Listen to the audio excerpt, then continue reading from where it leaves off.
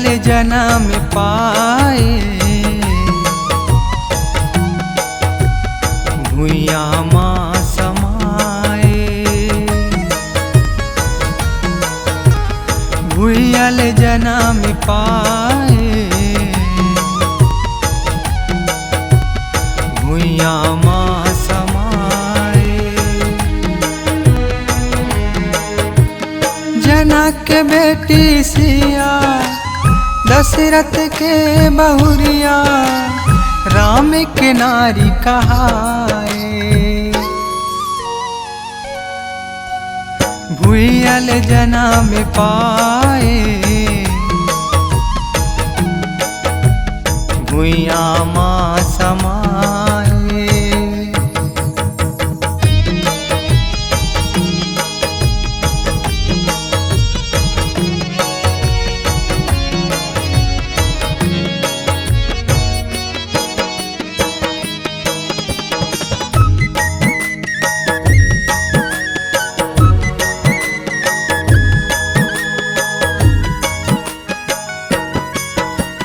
हे जग जननी आदि भवानी लीला अजब रचाए। रावण कुल के नाश करे बर हुई माया उतर आए।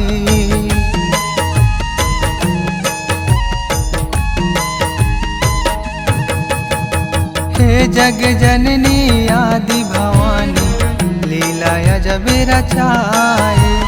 रावण कुल के नाश करे बर हुई माया उतर आए। ऐसन एक दिन रावण हावे चोरा लंका लताए नसाए। भुइया ले जन्म पाए भुइया माँ समाए।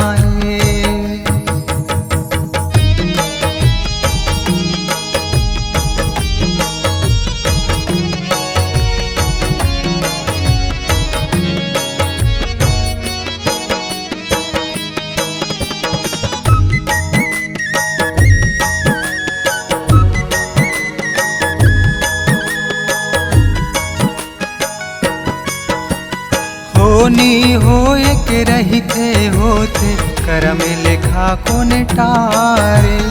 एक धोबी के से तिसियाला रामचंद्र हबिसारे।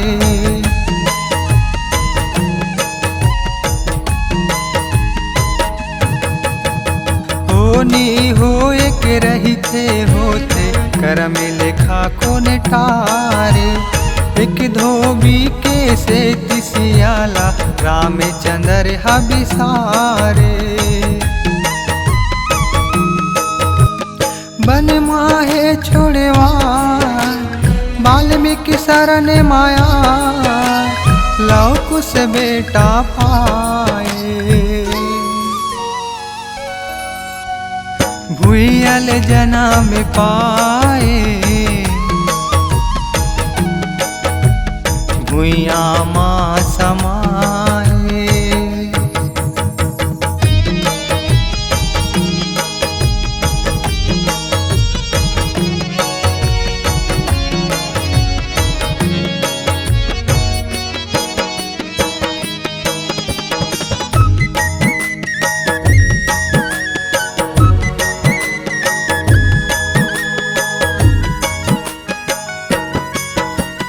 कलंक होते बीर बिटकारी सियाला संसो छागे।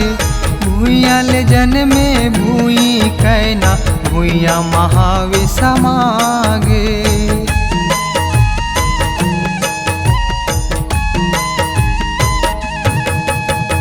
कलंक होते बीर बिटकारी सियाला संसो छागे। भुइया ले जन्मे भुई कैना भुइया महावे समागे।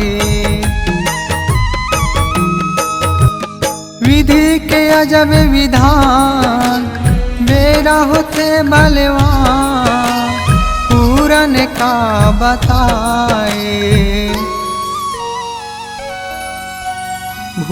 भूयल जन्म पाए भुइया माँ समाए भूयल जन्म पाए भुइया माँ समाए